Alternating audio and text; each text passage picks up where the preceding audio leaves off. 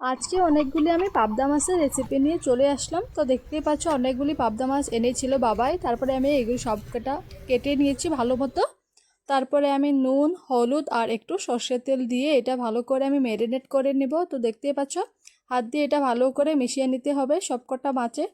আর ভালো মতো ম্যারিনেট করে নিয়ে আমার এখানে হয়ে গেছে, তো দেখতে পাচ্ছ। আর অন্য সাইডে আমি এখানে কড়াইয়ে তেল বসিয়ে দিয়েছিলাম।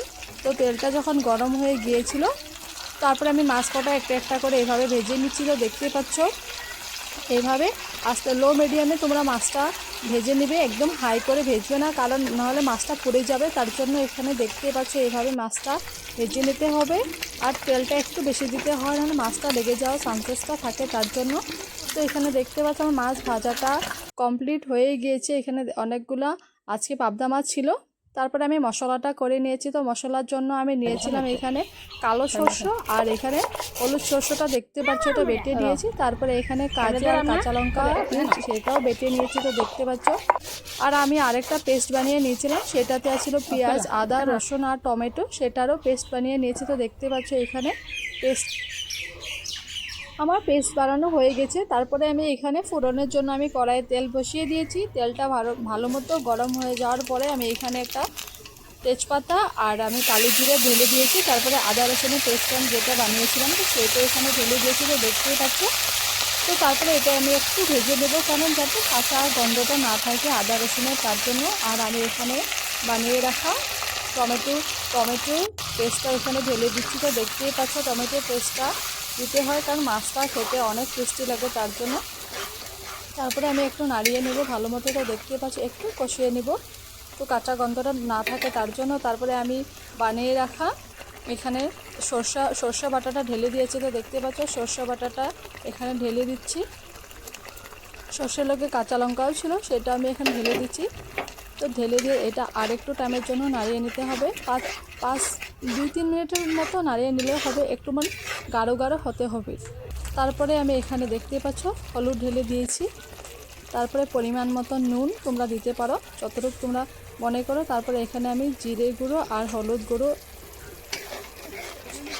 মরিচের গুঁড়ো আর জিরের গুঁড়ো ঢেলে দিই। তারপরে এটাও নাড়িয়ে নেব ভালো মতো। তো এটাও আমি ঢাকা দিয়ে দিচ্ছিলাম মাঝে, তোমাদের সাথে সেটা দেখানো হয়নি। তো এখন আমি কাঁচা লঙ্কা আর কাজু পেস্টটা যেটা ছিল সেটা আমি এখন ঢেলে দিচ্ছি। তো দেখতে পাচ্ছ এটা ভালো মতো এটা নাড়িয়ে নিতে হবে। এটা ভালো মতো নাড়িয়ে তারপরে একটু কষিয়ে নিতে হবে। তো দেখতে পাচ্ছ এভাবে আমি কষিয়ে নেব আর একটু টাইমের জন্য। এটা মিডিয়াম ফ্লেমে আমি এটা ভেজে নিচ্ছিলাম। তো এখানে দেখতেই পাচ্ছ আমার এটা প্রায় হয়ে গেছে কষানোটা। তোমরা দেখতে পাচ্ছ এভাবে একটু ঘন ঘন হয়ে যাবে। আমি তোমাদেরকে নাড়িয়ে দেখিয়ে দিচ্ছি। তো এরকম করে যখন এটা ভাজাটা হয়ে যাবে, একটু একটু করে উপর দিকে তোমরা দেখতে পারবা মশলাটা যখন কষিয়ে যাবে, উপর দিয়ে একটু একটু করে এইভাবে তেলটা ছেড়ে যাবে। তো দেখতে পাচ্ছ। আর টমেটো দেওয়ার জন্য আমি এখানে একটু চিনি এড করে দিয়েছিলাম। তারপর এটা ভালো মতো নাড়িয়ে দিচ্ছি, কারণ আমি চিনিটা দিয়েছি কারণ যাতে টকটক ভাবটা না থাকে, একটু মিষ্টি মিষ্টি লাগে, তার জন্য। তারপরে আমি এখানে জল ঢেলে দিয়েছি। জলটা কম দিতে হবে, কারণ জলটা কম দিলে একটু গ্রেভি গ্রেভি খেতে হয় পাবদা মাছের রেসিপিটা, তার জন্য এখানে সর্ষে দিয়েছি, একটু গ্রেভি গ্রেভি হলে ভালো লাগে। তো এখানে জলটা দিয়ে আমি সাইড দিক দিয়ে সবকটা মশলা এখানে এনে নিচ্ছি। তারপরে এটা ফুটিয়ে নিতে হবে ভালো মতো।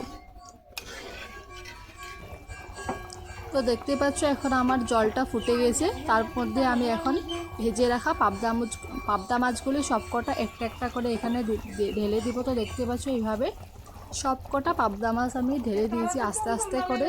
আর এটা জলটা ফুটে গেলে তারপরে দিতে হয়, নাহলে আগে দিলে হয়তো মাছটা ভেঙে যাওয়ার চান্সেসটা থাকে, তার জন্য এইভাবে আস্তে আস্তে করে সবকটা পাবদা মাছ আমি ঢেলে দিচ্ছি। কারণ আমার অনেকগুলি পাবদা মাছ ছিল, তার জন্য পাবদা মাছ আমাদের ঘরে সবাই খেতে ভালোবাসে। তো আমি সবকটা পাবদা মাছ ভেজে নিচ্ছিলাম আর তরকারিতে ঢেলে দিচ্ছি। তো দেখতেই পাচ্ছ এইভাবে। আর পাবদা মাছটা তরকারিতে ঢেলে দিয়ে বেশি লাড়াতে হবে না, কারণ এটা ভেঙে যাবে, তার জন্য এটা ঢেকে দিবে। পাবদা মাছ কটা সবকটা দিয়ে হয়ে যাওয়ার পর আমি এটাতে ধনিয়া পাতা সেটা ঢেলে দিচ্ছি। তো দেখতে পাচ্ছ। তারপরে এটা ঢাকনা দিয়ে দেব। তো আমার প্রায় পাবদা মাছটা রেডি হয়ে গিয়েছে। তো তোমাদের কেমন লেগেছে ভিডিওটা সেটা আমাকে অবশ্যই কমেন্ট করে জানাবে। আর ভিডিওটা ভালো লাগলে আমার চ্যানেলটা তোমরা সাবস্ক্রাইব করতে ভুলবে না। Thank you.